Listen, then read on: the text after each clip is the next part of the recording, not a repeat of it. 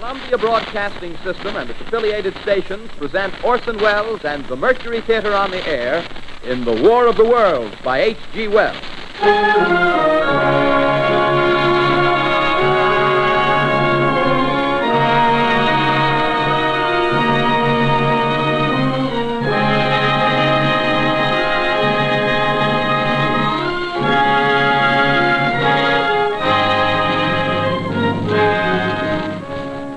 Ladies and gentlemen, the director of the Mercury Theater and star of these broadcasts, Orson Welles. We know now that in the early years of the 20th century, this world was being watched closely by intelligences greater than man's, and yet as mortal as his own.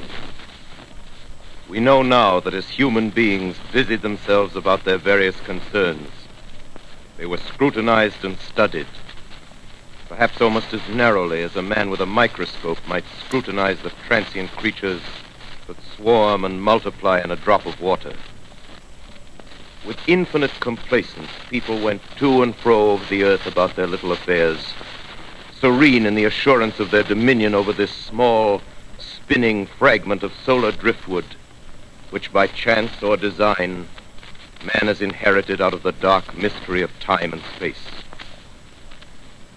Yet across an immense ethereal gulf, minds that are to our minds as ours are to the beasts in the jungle, intellects, vast, cool, and unsympathetic, regarded this earth with envious eyes and slowly and surely drew their plans against us. In the 39th year of the 20th century came the Great Disillusionment. Near the end of October, business was better. The war scare was over. More men were back at work. Sales were picking up. On this particular evening, October 30th, the Crosley service estimated that 32 million people were listening in on radios. Next 24 hours, not much change in temperature. A slight atmospheric disturbance of undetermined origin is reported over Nova Scotia, causing a low-pressure area to move down rather rapidly over the northeastern states, bringing a forecast of rain accompanied by winds of light gale force. Maximum temperature 66, minimum 48. This weather report comes to you from the Government Weather Bureau. We take you now to the Meridian Room in the Hotel Park Plaza in downtown New York, where you will be entertained by the music of Raymond Raquello and his orchestra.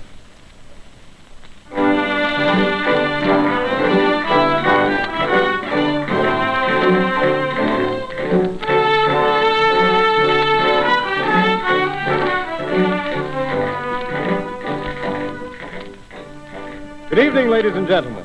From the Meridian Room in the Park Plaza Hotel in New York City, we bring you the music of Raymond Raquello and his orchestra. With a touch of the Spanish, Raymond Raquello leads off with La Comparsita.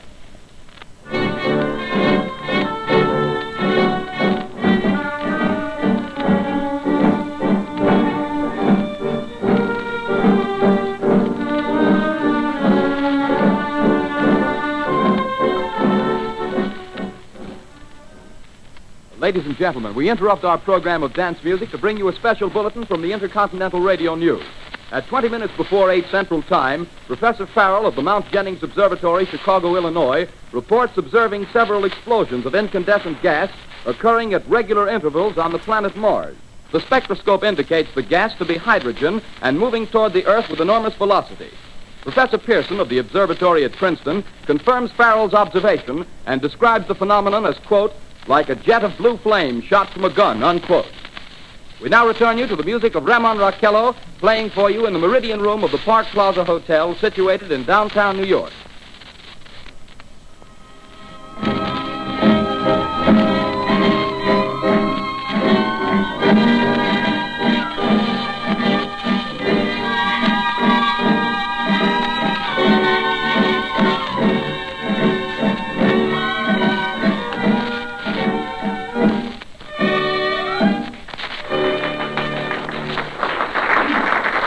And now a tune that never loses favor, the ever-popular Stardust, Raymond Raquello and his orchestra.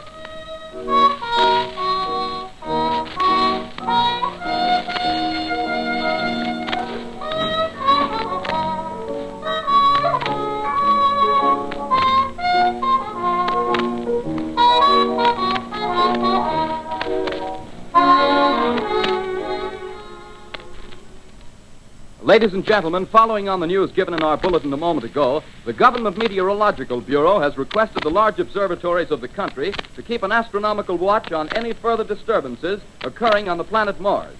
Due to the unusual nature of this occurrence, we have arranged an interview with the noted astronomer, Professor Pearson, who will give us his views on this event. In a few moments, we will take you to the Princeton Observatory at Princeton, New Jersey. We return you until then to the music of Ramon Raquello and his orchestra.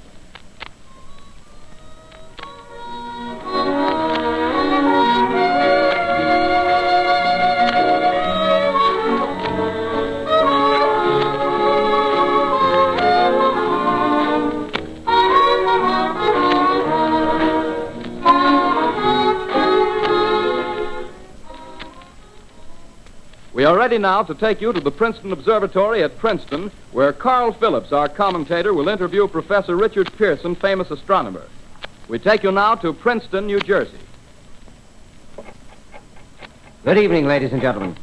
This is Carl Phillips speaking to you from the observatory at Princeton. I'm standing in a large semicircular room, pitch black except for an oblong split in the ceiling. Through this opening, I can see a sprinkling of stars that cast a kind of frosty glow over the intricate mechanism of the huge telescope. The ticking sound you hear is the vibration of the clockwork. Professor Pearson stands directly above me on a small platform, peering through the giant lens. I'll ask you to be patient, ladies and gentlemen, during any delay that may arise during our interview. Besides the ceaseless watch of the heavens, Professor Pearson may be interrupted by telephone or other communications. During this period, he is in constant touch with the astronomical centers of the world. Professor, may I begin our questions? Any time, Mr. Phillips. Professor, would you please tell our radio audience exactly what you see as you observe the planet Mars through your telescope? Nothing unusual at the moment, Mr. Phillips. A red disk swimming in a blue sea. Transverse stripes across the disk. Quite distinct now because Mars happens to be at the point nearest the Earth, in opposition, as we call it. In your opinion, what do these transverse stripes signify, Professor Pearson? Not canals, I can assure you, Mr. Phillips. See. Although that's the popular conjecture of those who imagine Mars to be inhabited. From a scientific viewpoint, the stripes are merely the result of atmospheric conditions peculiar to the planet. Then you're quite convinced, as a scientist, that living intelligence as we know it does not exist on Mars? I should say the chances against it are 1,000 to 1. And yet, how do you account for these gas eruptions occurring on the surface of the planet at regular intervals? Phillips, I cannot account for it.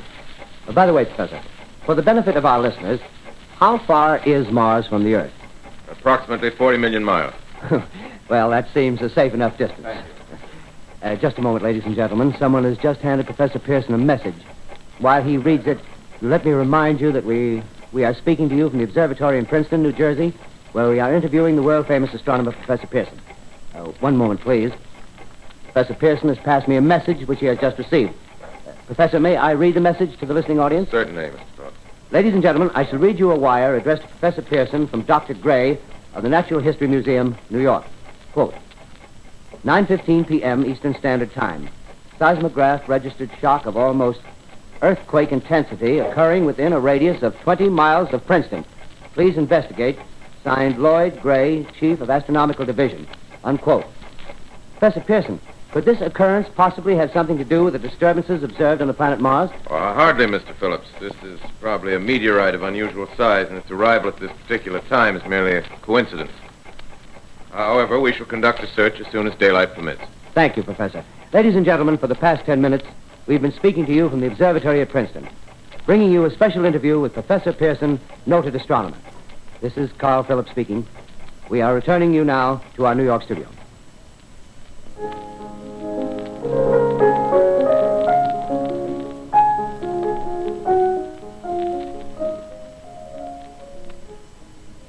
Ladies and gentlemen, here is the latest bulletin from the Intercontinental Radio News. Toronto, Canada. Professor Morse of Macmillan University reports observing a total of 3 explosions on the planet Mars between the hours of 7:45 p.m. and 9:20 p.m. Eastern Standard Time. This confirms earlier reports received from American observatories. Now, nearer home, comes a special bulletin from Trenton, New Jersey. It is reported that at 8:50 p.m., a huge flaming object, believed to be a meteorite, fell on a farm in the neighborhood of Grover's Mill, New Jersey, 22 miles from Trenton. The flash in the sky was visible within a radius of several hundred miles, and the noise of the impact was heard as far north as Elizabeth. we have dispatched a special mobile unit to the scene, and we'll have our commentator, Carl Phillips, give you a word picture of the scene as soon as he can reach there from Princeton. In the meantime, we take you to the Hotel Martinet in Brooklyn, where Bobby Millett and his orchestra are offering a program of dance music.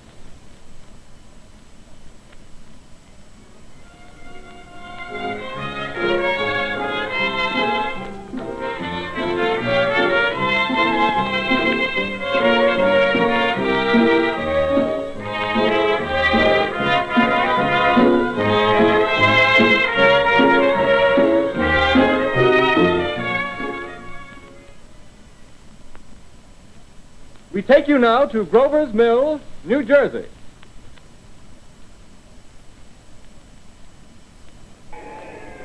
Ladies and gentlemen, this is Carl Phillips again, out at the Wilmot Farm, Grover's Mill, New Jersey. Professor Pearson and myself made the 11 miles from Princeton in 10 minutes. Well, I hardly know where to begin. To paint for you a word picture of the strange scene before my eyes, but something out of a modern Arabian Nights. Well, I just got here. I haven't had a chance to look around yet.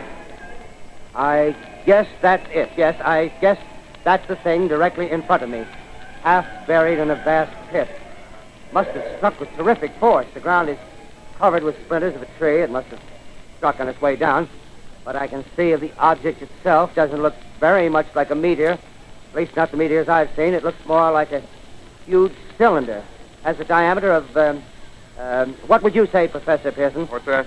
What would you say, what's the diameter of this? About 30 yards. About 30 yards. The metal on the sheath is, well, I've never seen anything like it. The color is sort of yellowish white. There's curious spectators now are pressing close to the object in spite of the efforts of the police to keep them back. Getting in front of my line of vision. Would you mind standing one side, please? While the police are pushing the crowd back. Here's Mr. Wilmot, owner of the farm here. He may have some interesting facts to add. Mr. Wilmot, would you please tell the radio audience as much as you remember of this rather unusual visitor that dropped in your backyard? Step closer, please. Ladies and gentlemen, this is Mr. Wilmot. Well, I was listening to the radio. Closer and louder, please. Pardon me? Louder, please, closer. Yes. I was listening to the radio and kind of drowsing. That professor fellow was talking about Mars, so I was half dozing and half... Yes, Mr. Wilmot, and then what happened? Well, as I was saying, I was listening to the radio, kind of halfway. Yes, Mr. Wilmot, and then you saw something. Well, not first off. I heard something. And what did you hear? A hissing sound like this. Kind of like a 4th of July rocket. Yes, then what? I turned my head out the window and would have sworn I was asleep and dreaming. Yes? I seen a kind of greenish streak and then zingo. Something smacked the ground, knocked me clear out of my chair. Well, were you frightened, Mr. Wilmot? Well, I ain't quite sure. I reckon I was kind of riled. Well, thank you, Mr. Wilmot. Thank you very much. Yeah, you want me to tell No, that's some quite more? all right. That's plenty. Ladies and gentlemen, you've just heard Mr. Wilmot, owner of the farm where this thing has fallen. I wish I could convey the atmosphere, the background of this fantastic scene. Hundreds of cars are parked in a field in back of us, and the police are trying to rope off the roadway leading into the farm, but it's no use. They're breaking right through. Cars' headlights throw an enormous spotlight on the pit where the object's half buried. Now, some of the more daring souls now are venturing near the edge. Their silhouettes stand out against the metal sheen. One man wants to touch the thing. He's having an argument with the policeman. Now, the policeman wins. Now, ladies and gentlemen, there's something I haven't mentioned in all this excitement, but it's becoming more distinct. Perhaps you've caught it already on your radio. Listen, please. Do you hear it? It's a curious humming sound that seems to come from inside the object. I'll move the microphone nearer. Here. Now, we're not more than 25 feet away. Can you hear it now? Professor Pearson. Yes, Mr. Pope. Can you tell us the meaning of that scraping noise inside the thing? Possibly the unequal cooling of its surface. I say, do you still think it's a meteor, Professor? I don't know what to think. The metal casing is definitely extraterrestrial.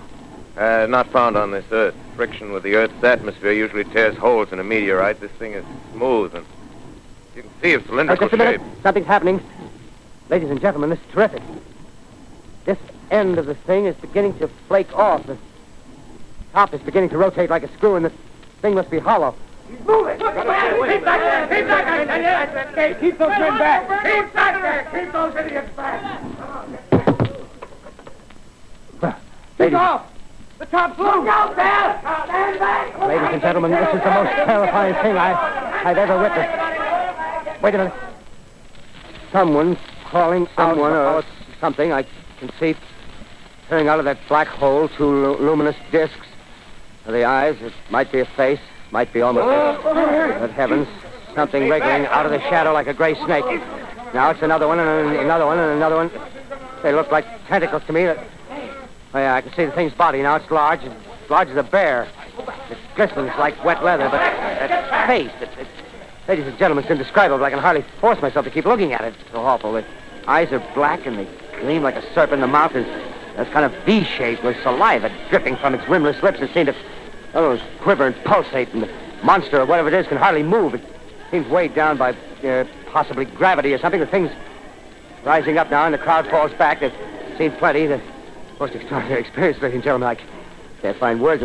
Well, I'll pull this microphone with me as I talk. I'll have to stop the description until I can take a new position. Hold on, will you, please? I'll be right back in a minute.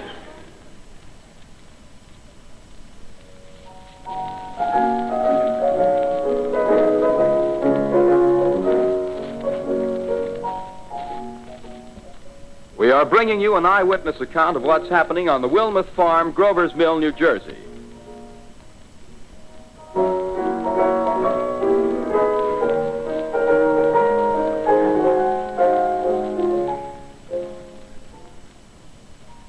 We now return you to Carl Phillips at Grover's Mill. Ladies and gentlemen, am I on? Ladies and gentlemen, here I am, back of a stone wall that adjoins Mr. Wilmuth's garden. From here, I get a sweep of the whole scene. I'll give you every detail as long as I can talk and as long as I can see. More state police have arrived. They're drawing up a cordon in front of the pit. About 30 of them. No need to push the crowd back now. They're willing to keep their distance. The captain's conferring with someone. Can't quite see who. Ah, yes, I believe it's Professor Pearson. Yes, it is. Now they've parted, and the professor moves around one side, studying the object while the captain and two policemen advance with something in their hands. I can see it now. It's a white handkerchief tied to a pole. Flag of truce. If those creatures know what that means, what anything means. Wait a minute, something's happening. Humped shape is rising out of the pit. I can make out a small beam of light against a mirror. What's that? There's a jet of flame springing from the mirror, and it leaps right at the advancing men. It strikes them head on. Lord, they're turning into flames. Now the whole field's caught up by the woods, the barns, the gas tanks of the automobiles, spreading everywhere. It's coming this way now. It's about 20 yards to my right.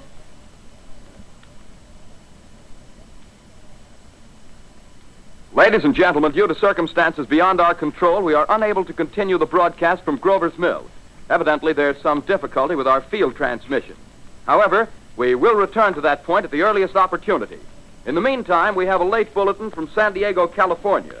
Professor Indelkoffer, speaking at a dinner of the California Astronomical Society, expressed the opinion that the explosions on Mars are undoubtedly nothing more than severe volcanic disturbances on the surface of the planet. We continue now with our piano interlude.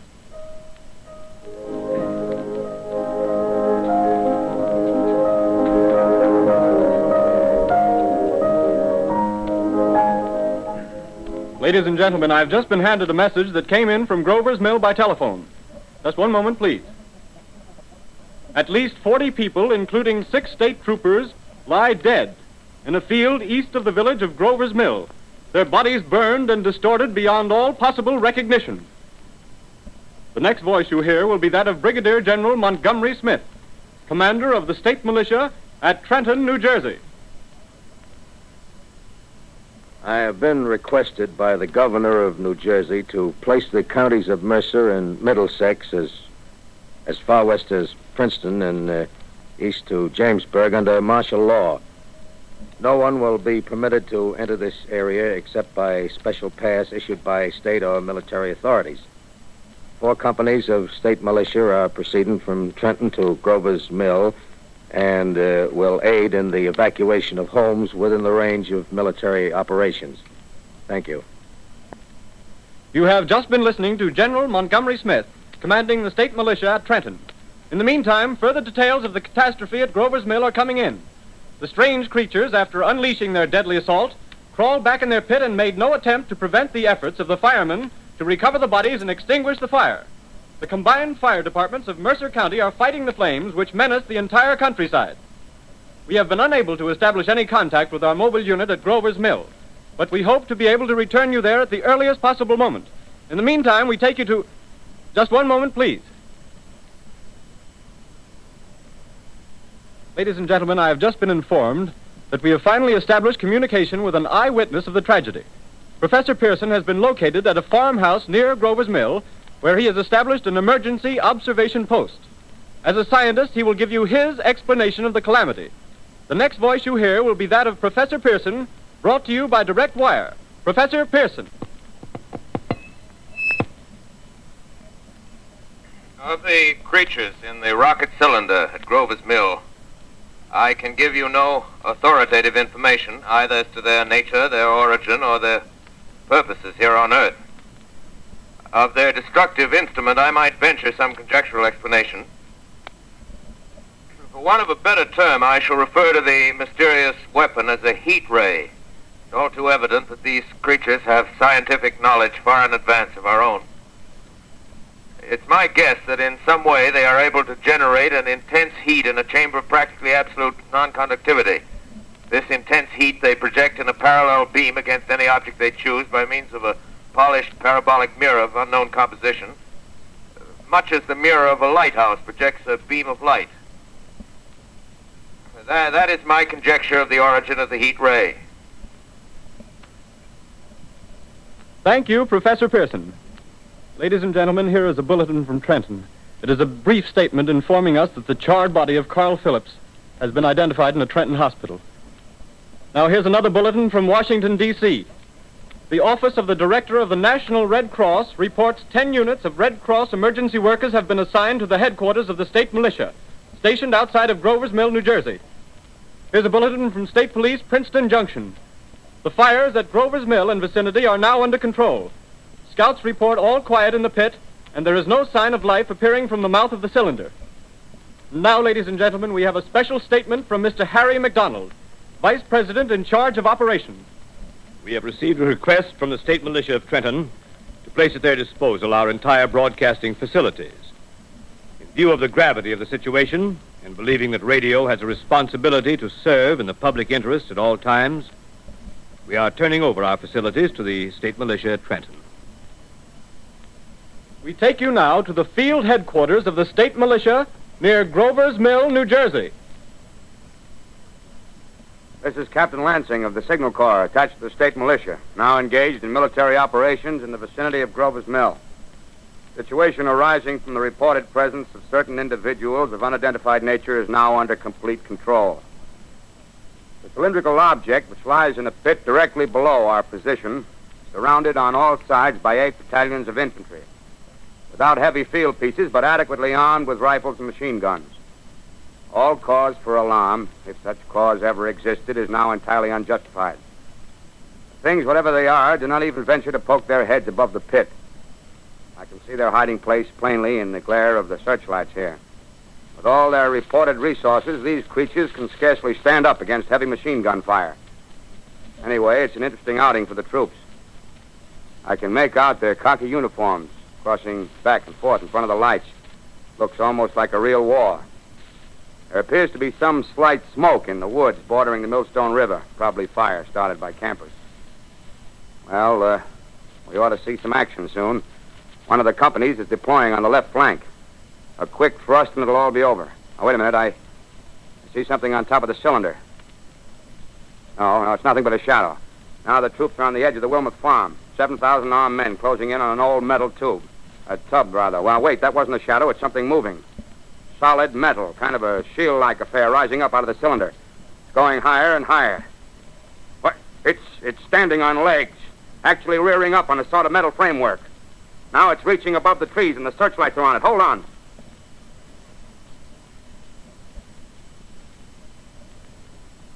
Ladies and gentlemen, I have a grave announcement to make. Incredible as it may seem, both the observations of science and the evidence of our eyes lead to the inescapable assumption that those strange beings who landed in the Jersey farmlands tonight are the vanguard of an invading army from the planet Mars. The battle which took place tonight at Grover Mills has ended in one of the most startling defeats ever suffered by an army in modern times. 7,000 men armed with rifles and machine guns pitted against a single fighting machine of the invaders from Mars. 120 known survivors. The rest strewn over the battle area from Grover's Mill to Plainsboro, crushed and trampled to death under the metal feet of the monster, or burned to cinders by its heat ray. The monster is now in control of the middle section of New Jersey and has effectively cut the state through its center. Communication lines are down from Pennsylvania to the Atlantic Ocean. Railroad tracks are torn and service from New York to Philadelphia discontinued, except routing some of the trains through Allerton and Phoenixville. Highways to the north, south, and west are clogged with frantic human traffic. Police and army reserves are unable to control the mad flight. By morning, the fugitives will have swelled Philadelphia, Camden, and Trenton. It is estimated to twice their normal population. Martial law prevails throughout New Jersey and eastern Pennsylvania. At this time, we take you to Washington for a special broadcast on the national emergency. The Secretary of the Interior. Citizens of the nation, I shall not try to conceal the gravity of the situation that confronts the country, nor the concern of your government in protecting the lives and property of its people. However, I wish to impress upon you, private citizens and public officials, all of you, the urgent need of calm and resourceful action. Fortunately, this formidable enemy is still confined to a comparatively small area, and we may place our faith in the military forces to keep them there. In the meantime, placing our faith in God, we must continue the performance of our duties, each and every one of us, so that we may confront this destructive adversary with a nation united, courageous, and consecrated to the preservation of human supremacy on this earth. I thank you. You have just heard the Secretary of the Interior speaking from Washington. Bulletins too numerous to read are piling up in the studio here. We're informed that the central portion of New Jersey is blacked out from radio communication due to the effect of the heat ray upon power lines and electrical equipment. Here's a special bulletin in New York. Cables have been received from English, French, and German scientific bodies offering assistance. Astronomers report continued gas outbursts at regular intervals on the planet Mars. The majority voiced the opinion that the enemy will be reinforced by additional rocket machines. There have been several attempts made to locate Professor Pearson of Princeton, who has observed Martians at close range.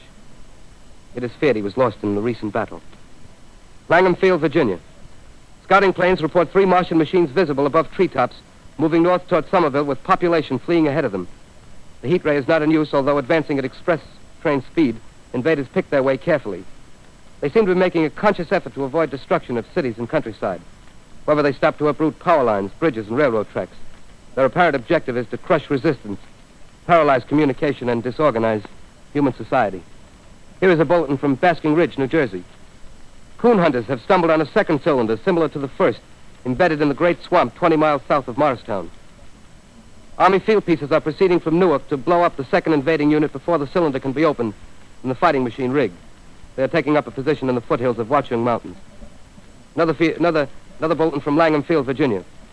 Scouting planes report enemy machines, now 3 in number, increasing speed northward, kicking over houses and trees in their evident haste to form a conjunction with their allies south of Morristown. Machines also sighted by telephone operator east of Middlesex, within 10 miles of Plainfield. Here's a bulletin from Winston Field, Long Island. A fleet of army bombers carrying heavy explosive flying north in pursuit of enemy. Scouting planes act as guides. They keep the speeding enemy in sight.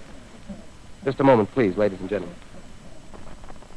We've run special wires to the artillery line in adjacent villages to give you direct reports in the zone of the advancing enemy.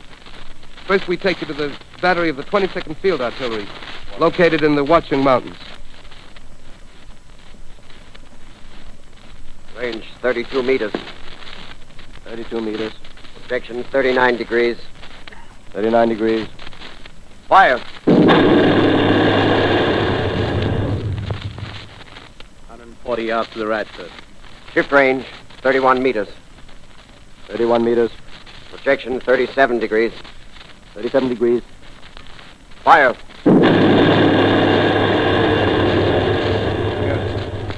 Hit, sir. output of one of them. They've stopped. The others are trying to repair it. Quick, get the range. Shift 30 meters. 30 meters. Projection 27 degrees. 27 degrees. Fire.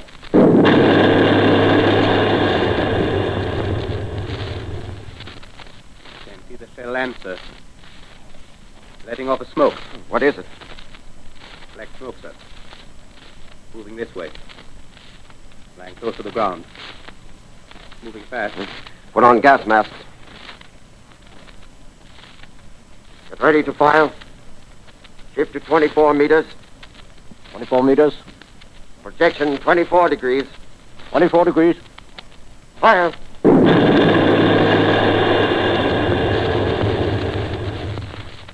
Still can't see, sir. Smoke's coming nearer. Get the range. 50 feet. Meters.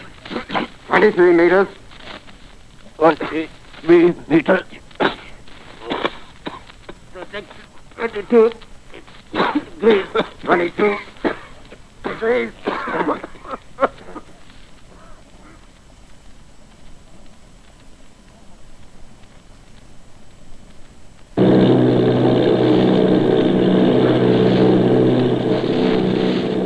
Army bombing plane V-843 off Bayonne, New Jersey. Lieutenant Vogt, commanding 8 bombers, reporting to Commander Fairfax, Langham Field. This is Vogt reporting to Commander Fairfax, Langham Field. Enemy tripod machines now in sight. Reinforced by 3 machines from the Morristown cylinder. 6 altogether. 1 machine partially crippled. Believed hit by shell from Army gun in Watchung Mountains. Guns now appear silent. A heavy black fog hanging close to the earth of extreme density, nature unknown. No sign of heat ray. Enemy now turns east, crossing Passaic River into the Jersey marshes. Another straddles the Pulaski Skyway. Evident objective is New York City. They're pushing down a high-tension power station. The machines are close together now, and we're ready to attack. Planes circling, ready to strike.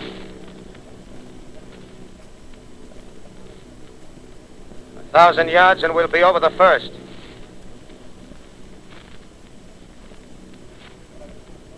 $800 yards.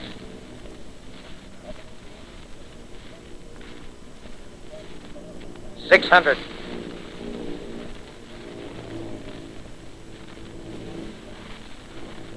$400. 200. There they go. The giant arm raised. Green flash. They're spraying us with flame. 2,000 feet. Engines are giving out. No chance to release bombs. Only one thing left. Drop on them, plane and all. We're diving on the first one. Now the engine's gone. 8.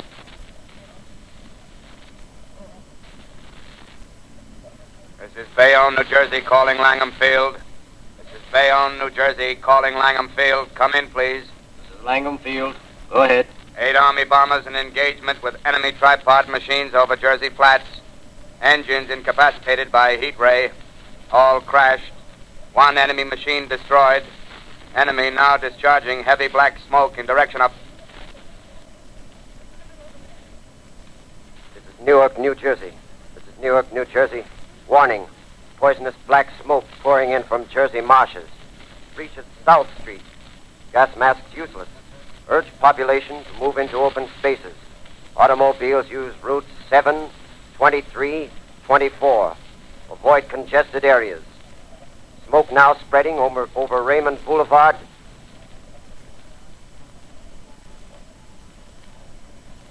X2L calling CQ, 2X2L calling CQ, 2X2L calling 8X3R. Come in, please. This is 8X3R coming back at 2X2L.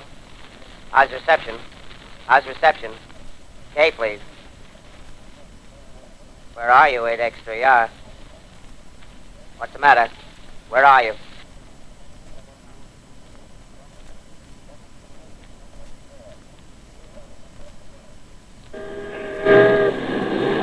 I'm speaking from the roof of Broadcasting Building. I'm speaking from the roof of Broadcasting Building, New York City. The bells you hear are ringing to warn the people to evacuate the city as Martians approach. Estimated in the last 2 hours, 3 million people have moved out along the roads to the north. Hutchison River Parkway is still kept open for motor traffic. Avoid bridges to Long Island, hopelessly jammed. All communication with Jersey Shore closed 10 minutes ago. No more defenses. Our army is wiped out. Artillery, Air Force, everything wiped out. This may be the last broadcast. We'll stay here to the end. People are holding service here below us in the cathedral. Now I look down the harbor, all manner of boats, overloaded with fleeing population pulling out from docks. Streets are all jammed. Noise and crowds like New Year's Eve in city. Wait a minute. The enemy's now in sight above the Palisades. Five great machines. First one is crossing the river. I can see it from here, wading the Hudson like a man wading through a brook. A bulletin is handed me. Martian cylinders are falling all over the country. One outside of Buffalo, one in Chicago, St. Louis. Seem to be timed and spaced. Now the first machine reaches the shore. He stands watching, looking over the city. Steel cowlish head is even with the skyscrapers. He waits for the others. They rise like a line of new towers on the city's west side. Now they're lifting their metal hands. This is the end now. Smoke comes out, black smoke drifting over the city. People in the streets see it now. They're running toward the East River, thousands of them, dropping in like rats. Now the smoke's spreading faster. It's reached Times Square. People are trying to run away from it, but it's no use. They're falling like flies. Now the smoke's crossing 6th Avenue, 5th Avenue, 100 yards away. It's 50 feet.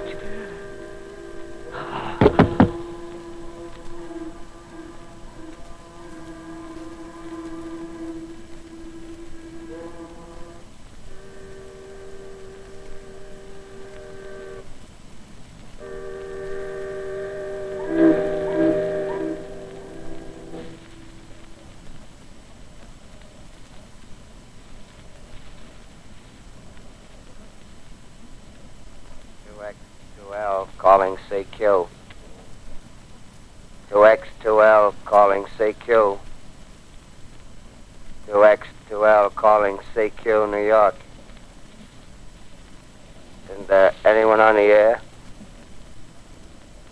Isn't there anyone on the air? Isn't there anyone? 2X2L.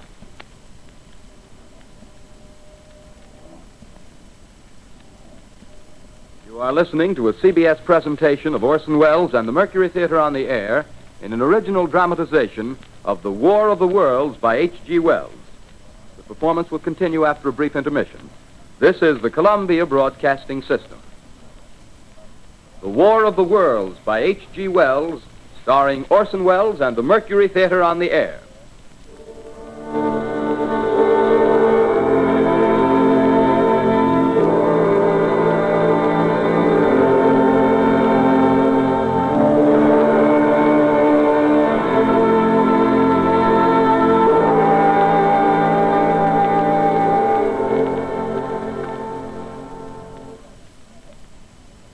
I set down these notes on paper.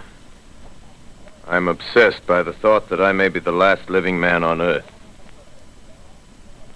I've been hiding in this empty house near Grover's Mill, a small island of daylight cut off by the black smoke from the rest of the world. All that happened before the arrival of these monstrous creatures in the world now seems part of another life. A life that has no continuity with the present.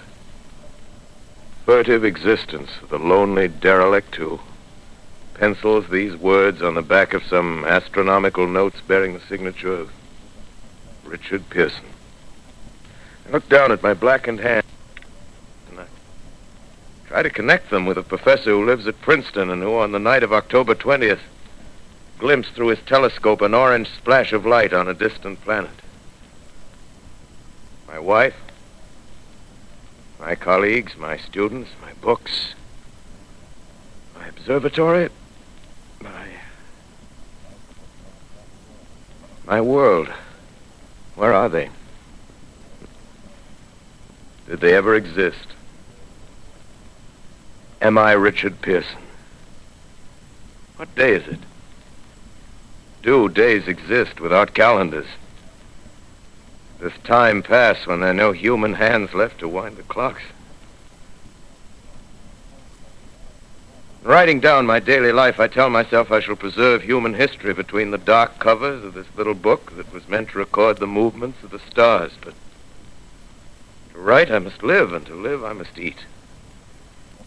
Find moldy bread in the kitchen and an orange not too spoiled to swallow. Keep watch at the window. Time to time, I catch sight of a Martian above the black smoke. The smoke still holds the house in its black coil, but at length there's a hissing sound, and suddenly I see a Martian mounted on his machine, spraying the air with a jet of steam as if to dissipate the smoke. I watch in a corner as his huge metal legs nearly brush against the house. Exhausted by terror, I fall asleep. Morning. Sun streams in the window. Black cloud of gas is lifted, and the scorched meadows to the north look as though a black snowstorm had passed over them. I venture from the house. I make my way to a road, no traffic. Here and there a wrecked car, baggage overturned, a blackened skeleton.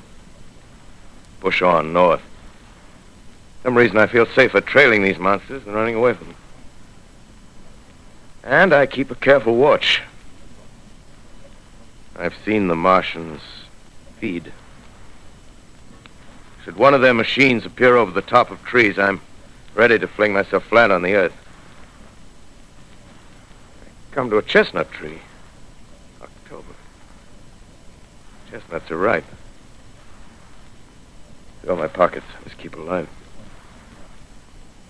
2 days I wander in a vague northerly direction through a desolate world. Finally, I notice a living creature. A small red squirrel in a beech tree. I stare at him and wonder. He stares back at me. I believe at that moment the animal and I shared the same emotion. The joy of finding another living being. Push on north. I find dead cows in a brackish field, and beyond the charred ruins of a dairy, the silo remains standing guard over the wasteland like a lighthouse, deserted by the sea.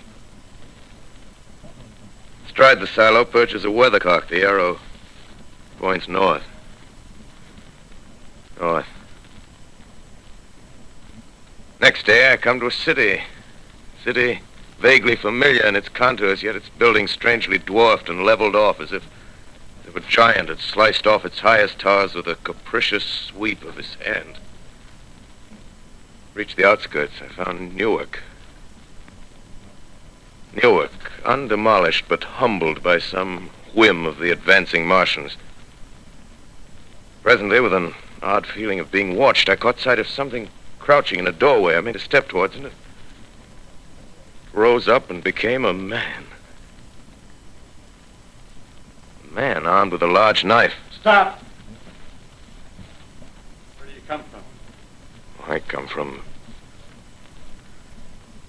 many places. A long time ago from Princeton. Princeton, huh? That's near Grover's Mill. Yes. Grover's Mill. There's no food here. This is my country. All this end of town down the river. There's only food for one. Which way are you going? I don't know. I guess I'm looking for people. Hey, what was that? Did you hear something just then? No. Only a bird. A live bird. Yeah. You get to know that birds have shadows these days. Say, we're in the open here. Let's crawl in this doorway here and talk. Have you seen any Martians? No. They're going over to New York. Night, the sky's alive with their lights, just as if people were still living in it. By daylight, you can't see them. 5 days ago, a couple of them carried something big across the flats from the airport. I think they're learning how to fly. Fly? Yeah, fly. Then it's all over with humanity. Stranger, there's still you and I. 2 of us left. Yeah. They got themselves in solid. They wrecked the greatest country in the world. Those green stars, they're probably falling somewhere every night. They've only lost one machine. There isn't anything to do. We're done. We're licked. Where were you? You're in a uniform. Yeah, what's left of it. I was in the militia. National Guard. That's good. There wasn't any war. Any more than there's war between men and ants. Yes, but we're eatable ants. I found that out. What'll they do to us? I thought it all out. Right now, we're caught as we're wanted. The Martian only has to go a few miles to get a crowd on the run. But they won't keep on doing that. They'll begin catching us systematic, like keeping the best and storing us in cages and things. They haven't begun on us yet. Not begun? Not begun. All that's happened so far is because we don't have sense enough to keep quiet. Bothering them with guns and such stuff and losing our heads and rushing off in crowds. No, instead of our rushing around blind, we gotta fix ourselves up according to the way things are now. Cities, nations, civilization, progress. Yes, but if that's so, what is there to live for? Well, there won't be any more concerts for 1,000,000 years or so, and no nice little dinners at restaurants. If it's amusement you're after, I guess the game's up. What is there left? Life, that's what. I want to live. Yeah, and so do you. We're not going to be exterminated. And I don't mean to be caught either. Tamed and fattened and bred like an ox. What are you going to do? I'm going on. Right under their feet. I got a plan. We men as men, we're finished. We don't know enough. We got to learn plenty before we get a chance. We've got to live and keep free while we learn, see? I've thought it all out, see? Well, tell me the rest. Well, it isn't all of us that are made for wild beasts. That's what it got to. That's what it got to be. That's why I watched you. Watched you. All those little office workers that used to live in these houses. They be no good. They haven't any stuff in them. They used to run off to work. I've seen hundreds of them running to catch their commuter's train in the morning, afraid they'd get canned if they didn't. Running back at night, afraid they wouldn't be in time for dinner. Lives insured and a little invested in case of accidents. Yeah, and on Sundays, worried about the hereafter. Well, the Martians, they'll be a godsend for those guys. Nice, roomy cages, good food, careful breeding, no worries. Yeah, after a week or so of chasing around the fields on empty stomachs, they'll come and be glad to be caught. You've thought it all out, haven't you? Sure, you bet I have. That isn't all. These Martians are going to make pets of some of them. Train them to do tricks. Who knows, get sentimental over the pet boy who grew up and had to be killed. Yeah, and some maybe, they'll train to hunt us. Oh, no, it's impossible. Human Yes, beings. they will. There's men who do it gladly. One of them ever comes after me, by... In the meantime, you and I and others like us, where are we to live when the Martians own the Earth? I got it all figured out. We'll live underground. I've been thinking about the sewers. Under New York, there are miles and miles of them. The main ones, they're big enough for anybody. Then there's cellars, vaults, underground storerooms, railway tunnels, subways. You begin to see, huh? We'll get a bunch of strong men together. No weaklings. That rubbish, out. As you meant me to go. All right. Give you a chance, didn't I? Won't quarrel about that. Go on. Well, we got to make safe places for us to stay in, see? Get all the books we can. Science books. That's where men like you come in, see? We raid the museums. We'll even spy on the Martians. May not be so much we have to learn before... Listen. Just imagine this. 4 or 5 of their own fighting machines suddenly start off. Heat rays right and left. Not a Martian in them. Not a Martian in them, see? But men. Men who've learned the way how. May even be in our time. Gee. Imagine having one of them lovely things with its heat ray wide and free. We'd turn it on Martians. We'd turn it on men. We'd bring everybody down on their knees. That's your plan. Yeah. You, me, a few more of us. We'd own the world. I see. Hey. Hey, what's the matter? Where are you going? Not to your world. Bye, stranger. Well, after parting with the artilleryman, I came at last to the Holland Tunnel, entered that silent tube. Anxious to know the fate of the great city on the other side of the Hudson. Cautiously, I came out of the tunnel and made my way up Canal Street. Reached 14th Street, and there again were black powder and several bodies and an evil, ominous smell from the gratings of the cellars of some of the houses. I wandered up through the 30s and 40s, stood alone on Times Square, caught sight of a lean dog running down 7th Avenue with a piece of dark brown meat in his jaws and a pack of starving mongrels at his heels. Made a wide circle around me as though he feared I might prove a fresh competitor. Walked up Broadway in the direction of that strange powder, past silent shop windows, displaying their mute wares to empty sidewalks. Past the Capitol Theater, silent, dark. Past a shooting gallery where a row of empty guns faced an arrested line of wooden ducks. Near Columbus Circle, I noticed models of 1939 motor cars in the showrooms facing empty streets. Over the top of the General Motors building, I watched a flock of black birds circling in the sky. Hurried on. Suddenly, I caught sight of the hood of a Martian machine, standing somewhere in Central Park, gleaming in the late afternoon sun. An insane idea. I rushed recklessly across Columbus Circle and into the park. I climbed a small hill above the pond at 60th Street, and from there I could see standing in a silent row along the mall 19 of those great metal titans, their cowls empty, their steel arms hanging listlessly by their sides. I looked in vain for the monsters that inhabit those machines. Suddenly, my eyes were attracted to the immense flock of black birds that hovered directly below me. They circled to the ground. And there before my eyes, stark and silent, lay the Martians with the hungry birds pecking and tearing brown shreds of flesh from their dead bodies. Later, when their bodies were examined in laboratories, it was found that they were killed by the putrefactive and disease bacteria against which their systems were unprepared. Slain, after all, man's defenses had failed by the humblest thing that God, His wisdom, has put upon this earth. Before the cylinder fell, there was a general persuasion that through all the deep of space, no life existed beyond the petty surface of our minute sphere. Now we see further.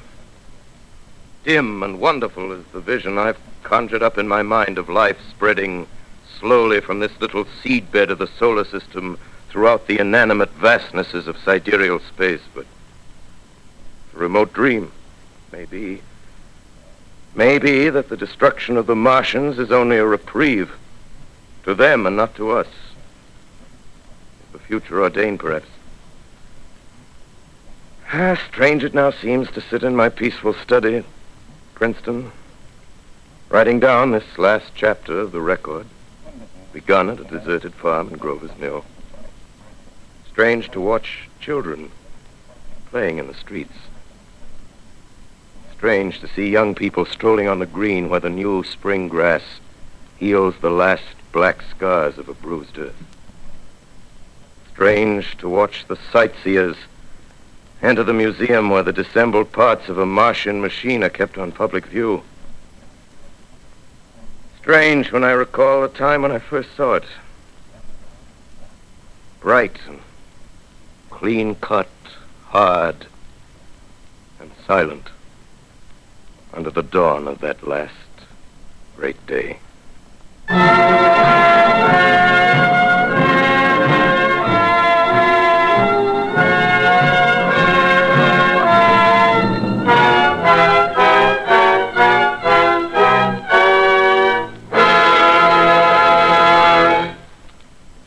This is Orson Welles, ladies and gentlemen, out of character, to assure you that the War of the Worlds has no further significance than as the holiday offering it was intended to be. The Mercury Theater's own radio version of dressing up in a sheet and jumping out of a bush and saying boo. Starting now, we couldn't soap all your windows and steal all your garden gates by tomorrow night, so we did the best next thing. We annihilated the world before your very ears and utterly destroyed the CBS. You will be relieved, I hope, to learn that we didn't mean it, and that both institutions are still open for business. So goodbye, everybody, and remember, please, for the next day or so, the terrible lesson you learned tonight. That grinning, glowing, globular invader of your living room is an inhabitant of the pumpkin patch, and if your doorbell rings and nobody's there, that was no Martian, it's Halloween.